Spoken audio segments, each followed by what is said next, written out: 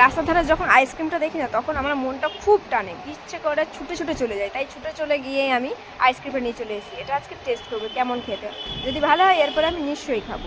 তো তাই জন্য ছুটে ছুটে দোকানে গিয়ে আইসক্রিমটা আর কি নিয়ে চলে আসলাম। নিয়ে আসার পরে প্যাকেজিংটা দেখে আমার খুব ভালো লেগেছে, সত্যি কথা, যে 20 টাকার প্যাকেজিং এত বড় একটা আইসক্রিম দিচ্ছে।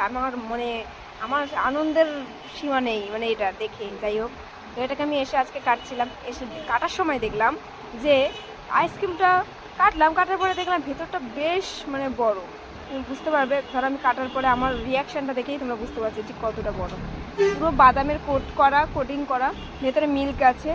সত্যি বলতে প্রথম বাইটটা আমার খুবই ভালো লেগেছে, সেকেন্ড টাইমের পর থেকে সব খসে খসে খসে খসে সব নিচে পড়ে যাচ্ছে, আমি খেতেই পাচ্ছিলাম না। আমার একদমই ভালো লাগেনি সেকেন্ড টাইমের এটা।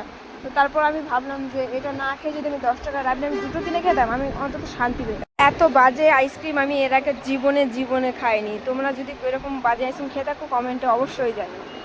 দেখা হচ্ছে পরের একটা মিনি ব্লগে, ততক্ষণের জন্য টাটা, ভালো থেকো সবাই।